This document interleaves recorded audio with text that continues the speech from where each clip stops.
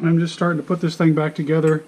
I stripped the GSA body and blew all the stuff off with compressed air, and then washed it with this stuff, the Extreme Simple Green. It's better for the aluminum. The regular Simple Green is too base or too acidic or something, but it makes the metal all dark and attacks it too much. So that stuff's supposed to work better with aluminum. You dilute it like 4:1. I stuck it in the ultrasonic cleaner for a little while and rinsed it out with a garden hose and blew it out with air. So I think that's pretty clean. So I'm starting to get these together. There we go. This is the short piston or short actuator. It had a little burr on it right there. I guess you can see. I don't know. Probably when I was prying it out with a screw. No, I wasn't doing that. I think I pried on this with a screwdriver. Maybe I did put a nick on it, but just sanded it off because the seal doesn't run there. It won't hurt anything. I filed it off the sharp edges and then hit it with some little piece of 400 grit sandpaper to get it smooth because I don't want it to snag this shaft seal as it passes by. So I've got everything all stickied up with Dow Corning 111 silicone seal lube. The shaft seal is new. Oh, I didn't show, but frequently the underneath this seal is all crusted up with yellow stuff. I guess it's old brake fluid or castor oil that they put in the Toyota puts in there to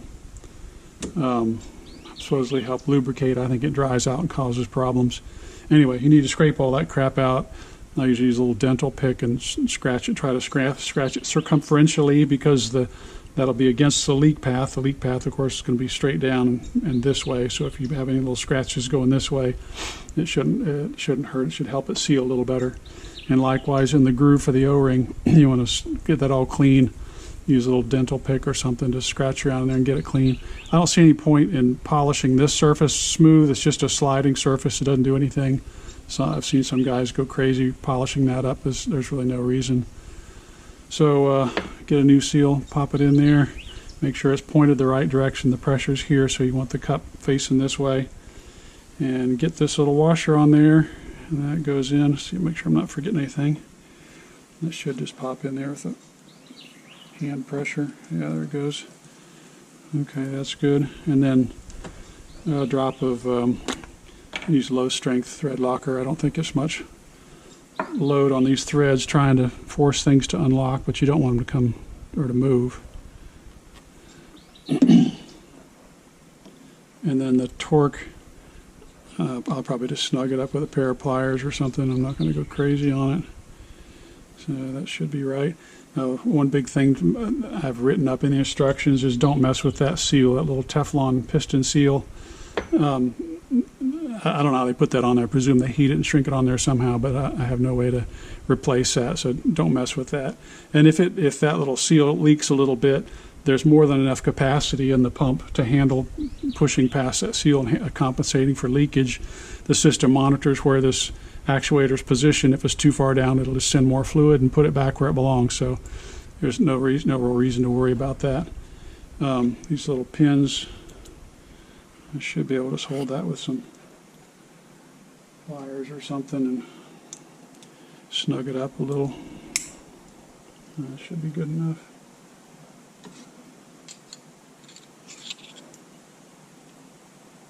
That should be sufficient.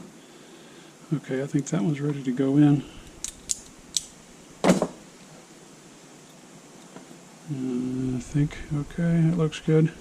So lots of lube on the chamfer.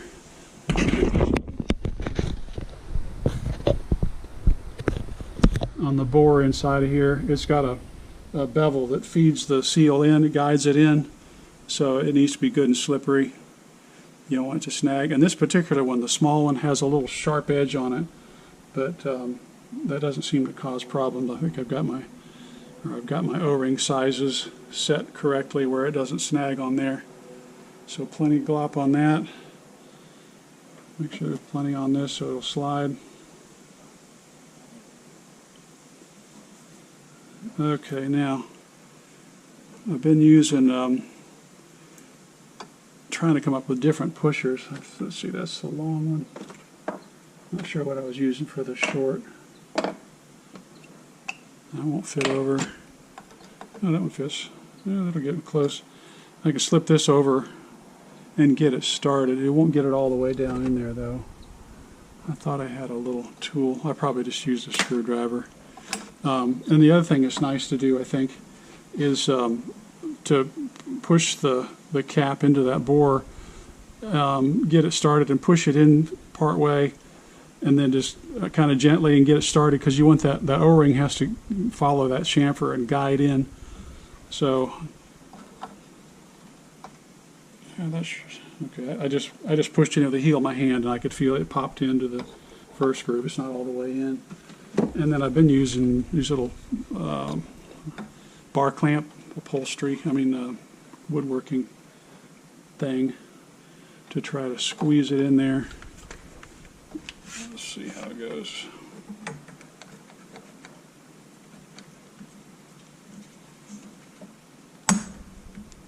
Okay, that was pretty simple. I think it popped in there.